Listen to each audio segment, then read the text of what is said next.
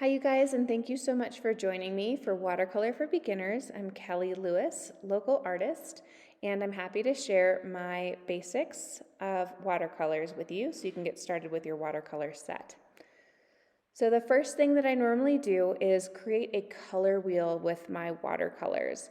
This is super important because colors vary from brand to brand, and you'll see my set's just a little bit different from what you have in yours.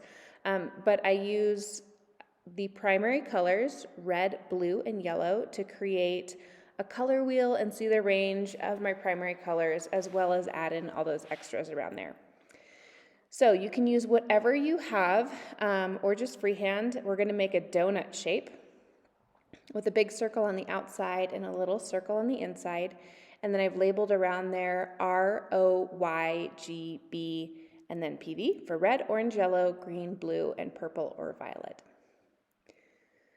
One of the keys with working with watercolor is also working with water. So in order to get these to blend really well, I'm going to wet my paper first. It does not need to be sopping wet, just damp is super great. And wherever that water is where your pigments are going to travel. This is going to be important when you get to painting too, because you can control the shapes that your colors are going to fill by where you put that water. So I'm starting with the red on my palette, and I'm going to place that down kind of near the R and blend away. I'm going to use this red to create orange with the yellow and purple with the blue on the other side. One of the things that's super important to know though is that yellow is what I consider a really weak color. The pigment is always very transparent, so it's super easily overpowered by stronger colors, like red and blue especially, but really any other color. You're going to need a lot more yellow than you will of any other color to create any kind of yellow tone.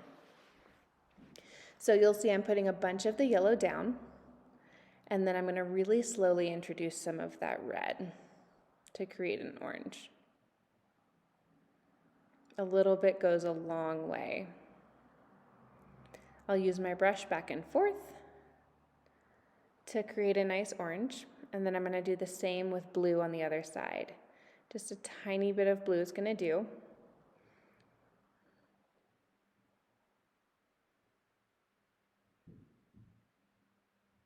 And then I'll pull that into the yellow to create a green.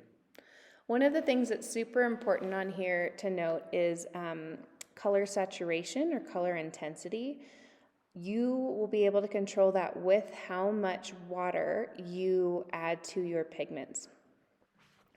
Watercolors are typically just a raw pigment that's held together with a water-soluble binder like gum arabic, so they will always reactivate with water. And the cool thing about this is water is what you can use to get your tints or lighter versions of a color. If you want a pink out of a red, all you do is add extra water to it. So now I've blended my blue and red together to create my purple violet. And I used 3 of the colors on my palette, so now what I'm going to do is go next to all the different colors on my color wheel and look at what the mixed colors look like. So I'm going to add green, I'm going to add the yellow ochre color,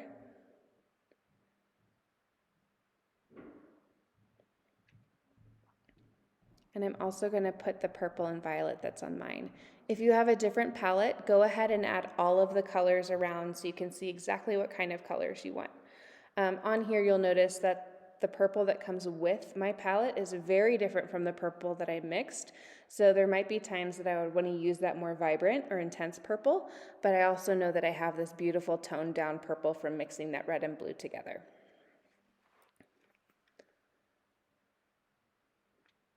All right, so now we're going to go over some basic techniques for watercolors. The first one you've already done, it is a wash. This is when we add water plus our pigment to create a really light version of the color. I highly recommend starting out with washes for your painting, especially as you're learning watercolor. This is a really great way to block in shapes, to block in subjects of your painting, and just to get a first layer down. All of watercolor is done by adding layer upon layer, and washes are super key to that.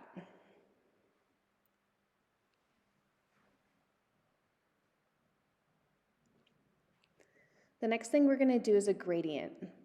And this is when we're going to blend one color into another color. You can do a bunch of different kinds of gradients, but for this one, practicing color into color is really important. So I'm going to determine my shape by putting water down. And then I'm going to add one color on the left-hand side and then another on the right-hand side, and then use my brush to drag it across and create a nice blend.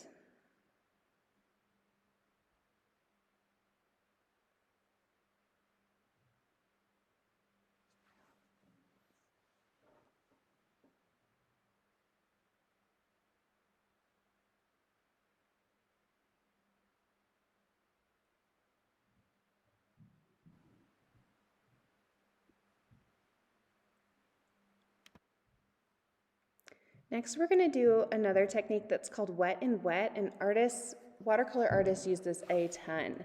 This is when you have a wet spot and you're just going to add different kinds of paint to this. There's lots of different ways to do this, but playing around and really focusing on your subject matter, if you want some soft transitions between colors, this is the best way to go. So I'm going to add my pigments directly into that paint. And with this, I don't have a specific reference I'm looking for. I'm just looking for an interesting movement in the paint itself.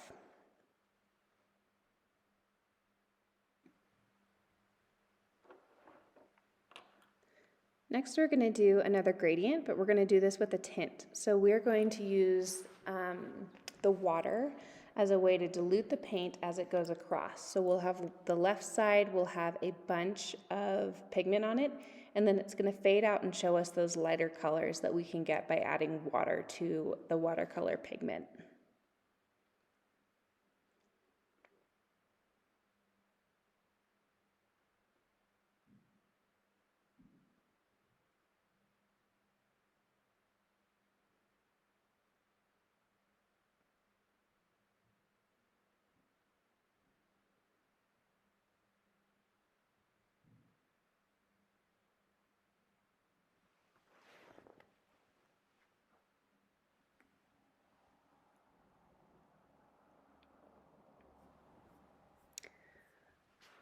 The last technique I'm going to show you here is we're going to do the exact same thing, but we're going to create a shade. And a shade is a darker version of a color. So we're going to do a gradient with this as well. It's going to be the color plus black. So I'm going to lay out my water where I want my pigment to flow. And one side is going to be the pigment itself, and then I'm going to take black on the other side and fade it in. Now, anytime you add black to your paper, to your paintbrush even, it's going to be an incredibly strong color. So a little bit goes a long way with this.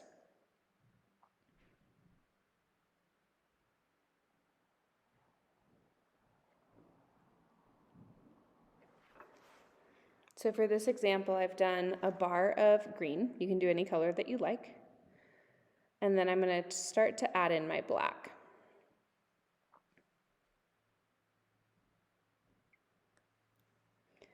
In this video, you're seeing my black wasn't hydrated beforehand. Another thing you can do when you start with your watercolors is put a little bit of dab of watercolor on there, or of water on there, so that all of your paints are hydrated and ready to go.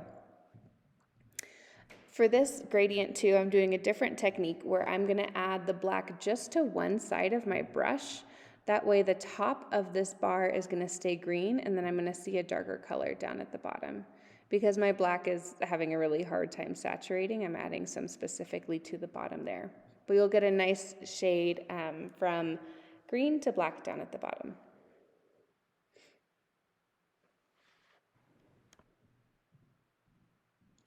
Now there are a couple final things to consider, and these are just some general rules, especially for starting out with watercolor. One of them is to work light and then go dark. So start with those really light washes and then slowly build up your midtones and then your darkest values. The other thing is to go from vague to sharp. You can layer watercolors on top of each other. And so starting with vague shapes is really great, and then you can add in the details as you go. One final thing that's super important to note is that you want to protect the white parts of your painting. It's really hard to add white in afterwards unless you're using a gel pen. So this version of the class is going to be sped up a little bit here. I'm sure you don't want to sit and watch me paint for 40 minutes, but if you'd like to, you can change the speed on YouTube down in the bottom right corner if you'd like it slower. So what I'm working on here is working with washes. I'm going to do a painting of a mountain, and you can just barely see the blue in my sky. The brown's looking a little bit stronger. I know I want my mountain to be really bold and have a lot of weight to it, but I want to keep my clouds and my sky light to start off with for sure.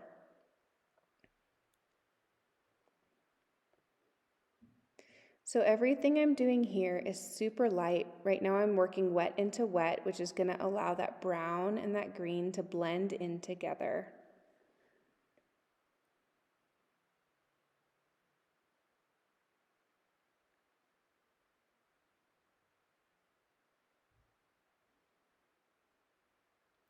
I'm working pretty small with this paper, so I don't have huge areas that are going to take a really long time to dry. So at this point, the top is already dried a little bit. I'm going to come in with my next darkest blue, start to really form my clouds, protecting that white area like I mentioned before. But even though I want my sky to eventually be darker, I'm not using that color yet. I have a slightly darker blue that I'm using in here.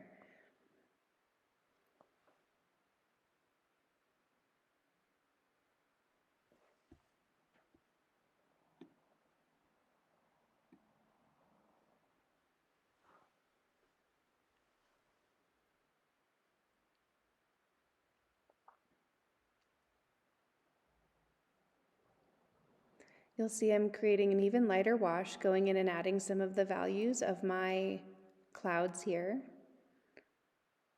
So they aren't entirely white. I'll have some midtones that are kind of coming through.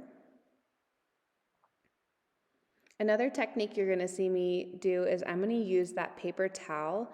If anything gets too dark, or if I want to add some texture, having a crumpled up paper towel is really nice because you can immediately pull that pigment up as well as create some interesting textures with it.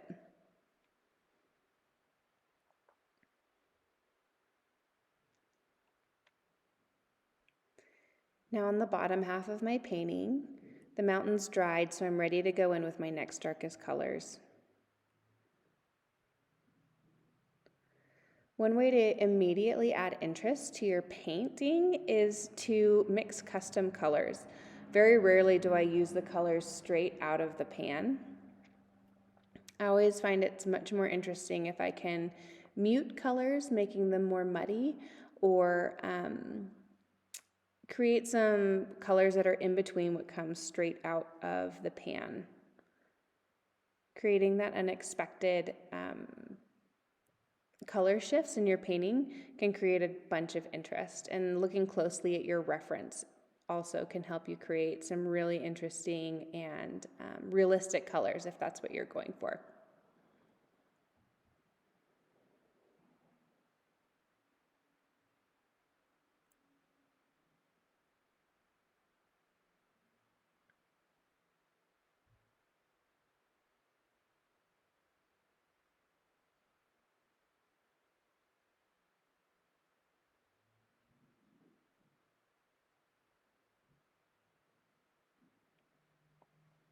So with this, I'm blocking out some different kinds of trees. When we look at the mountains, typically pine trees tend to be a little darker, whereas aspen trees in the middle tend to have like a lighter hue. So I wanted to add that variety that we see in the mountains into this painting.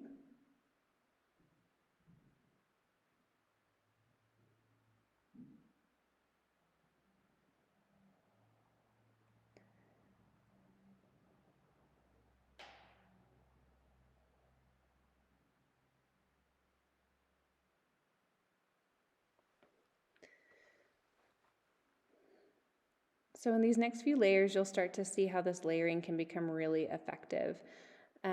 Working wet and then using that paper towel to remove can give me some really soft shadows like we would see in clouds. And now I'm starting to come in with some of my darker colors, really making my clouds pop, maybe even pushing the sky to be darker than it typically would be just to make those clouds feel really bright.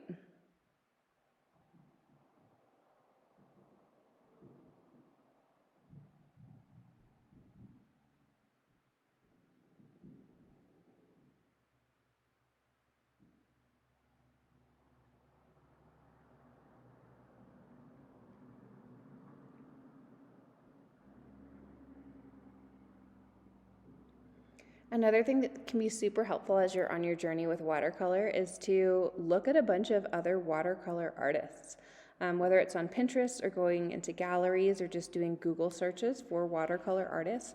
People have a lot of their own way of painting, and by looking at paintings, you can learn so much about different techniques that you can use in your own work.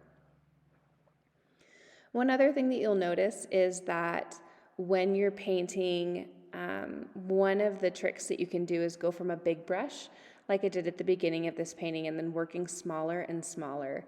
This is a pretty small piece of paper that I'm working on. So all of my brushes are pretty small, but you could use even bigger brushes to start, and then work your way down. As you get to the details, you'll get smaller and smaller with your brush size.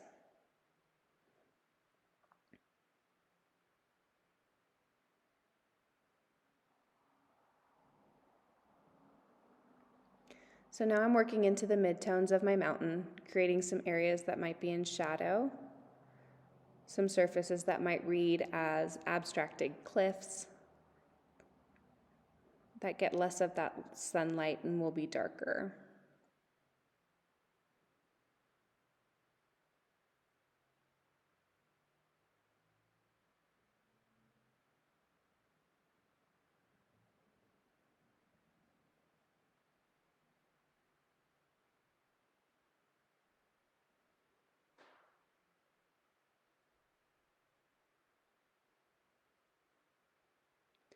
With the smaller brush, I'm going to start to really put some texture into these green spaces too. Trying to recreate what it might look like to be seeing trees from a distance.